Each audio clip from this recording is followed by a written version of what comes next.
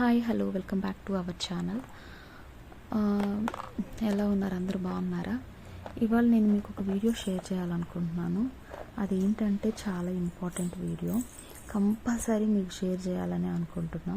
So దానికోసం ఇదేంటంటే నేను ఒక పని మీద మా తాతయ్య వాళ్ళ ఊరు వెళ్ళాను. పని అంటే ఏం లేదు, జస్ట్ మా తాతయ్య సంవత్సరీకం చేయడానికి వెళ్ళాను అనమాట. అది మేము ఆయన చనిపోయిన తర్వాత ఆ ఇంటికి వెళ్ళలేదు. సో అప్పుడు వెళ్ళాల్సి వచ్చింది. వెళ్ళాను, సంవత్సరీకం చేయడానికి వెళ్ళాను.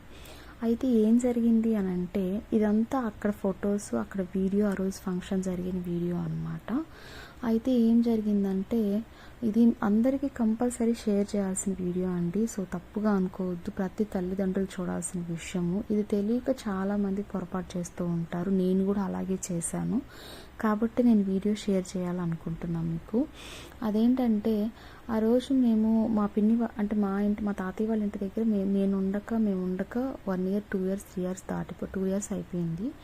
అయితే ఇంకా అక్కడ ఎవరు ఉండరు కాబట్టి మేము మా పిన్ని వాళ్ళ ఇంట్లో స్టే చేసాం. ఒక 2-3-4 days అట్లా స్టే చేసేసి అక్కడ మా తాతయ్య వాళ్ళ ఇంటికి ఆ రోజు సంవత్సరీకం రోజు అక్కడికి వెళ్ళామన్నమాట. ఈమె ఏం చేసిందంటే, మా పాప ఏం చేసిందంటే, బాగా నాన్ వెజ్ వాళ్ళు రాక వచ్చామని అన్ని ఐటమ్స్ పెడితే బాగా తినింది. సో తను కూడా తింటుంది అని చెప్పేసి నేను కూడా నెగ్లెక్ట్ చేశాను అనమాట. సో దానికి జాగ్రత్త కూడా నేనేం తీసుకోలేదు.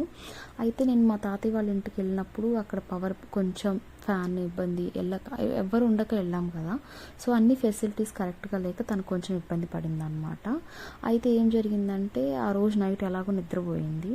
ఆ మార్నింగ్ కొంచెం తనకి ఆ తిని అది ఉండడం వల్ల స్టమక్ అప్సెట్ అయ్యి కొంచెం రౌండ్ వామ్స్ ప్రాబ్లమ్స్ వచ్చి తను ఏడుస్తుంది అనమాట. తనకి నేను చెప్పినవి చెప్పింది, అయినా కూడా నేను ఆ టైంలో అర్థం చేసుకోలేకపోయాను.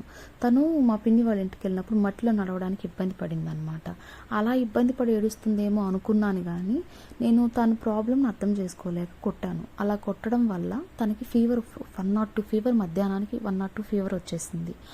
అయితే నేను తనకి కొట్టడం వల్ల ఫీవర్ వచ్చింది అనుకుంటున్నానే కానీ తను ఇలా ఫీల్ అయ్యి వచ్చిందని నేను అనుకోలేదన్నమాట. అలా జరిగిన తర్వాత మళ్ళీ మధ్యాహ్నం ఫీవర్ వచ్చి ఆమెకి ఇంజెక్షన్ చేస్తే బాగా నిద్రపోయి ఆ నైట్ 1-2 దెబ్బలు కొట్టాను, వదిలేసేసాను. మళ్ళీ తర్వాత తెల్లారి స్నానం చేయించుకోవడానికి ఏడుస్తుంది, ఒళ్ళు తుడిపించుకోవడానికి ఏడుస్తుంది అనేసి భయంకరంగా టార్చర్ పెడుతుంది. ఆ టార్చర్ పెట్టే విషయం గురించే నేను ఆలోచిస్తున్నా, కానీ ఆమెకి ఏ ప్రాబ్లమ్ ఏడుస్తుంది అనేది నేను గమనించుకోలేకపోయాను. ఎందుకంటే అక్కడ ఉన్న సిచ్యువేషన్ అలాంటిది, ఆ ప్రాబ్లం అలాంటిది.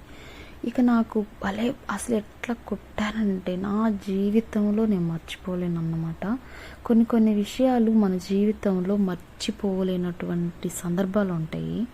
సో అంటే ఇంకా అది ఎప్పటికీ మనల్ని మనం క్షమించుకోలేని క్షణం అనమాట. ఎందుకంటే చిన్నప్పుడు వాళ్ళకి ఏడవడమే తెలుస్తుంది, కానీ ఆ సిచ్యువేషన్ మనం అర్థం చేసుకొని మనం హ్యాండిల్ చేయాలి. కానీ నేను ఆ టైంలో చేసుకునే అంత ఓపిక, టైము, సహనం నాకు లేకుండా పోయింది. అంటే పని అలాంటిది. కానీ నేను ఎంత పిల్లని కొట్టానంటే, అదంతా అయిపోయిన తర్వాత ఆమెకి ఒక మందు పోసి తన మోషన్కి వెళ్ళిన తర్వాత బాత్రూంలోకి మోషన్కి వెళ్తుంది. అక్కడ మాకున్న బాత్రూమ్ అంతా క్లోజ్ చేయించేశారు. సో తను బయటికి వెళ్ళట్లేదు. అందుకే హగ్గి వేసిన తర్వాత అప్పుడు బాత్రూమ్కి వెళ్ళిన తర్వాత తను ఫ్రీగా ఆడుకునింది. ఆ రోజు నాకేం అనిపించలే, కానీ అక్కడ నుంచి వచ్చిన తర్వాత నేను ఏడ్చాను. ఎక్కి ఏడ్చాను అనమాట. అలాంటి సిచ్యువేషన్స్ కొన్ని మనల్ని మనం కంట్రోల్ చేసుకోలేని పొజిషన్స్ ఉంటాయి. సో ఒక్కసారి ఏ పేరెంట్ అయినా కానీ వాళ్ళు ఎందుకు ఏడుస్తున్నారా అనేది ఒక్కసారి గమనించండి. నాలాగే తప్పు చేయొద్దు, తప్పు చేసి జీవితాంతం బాధపడొద్దు.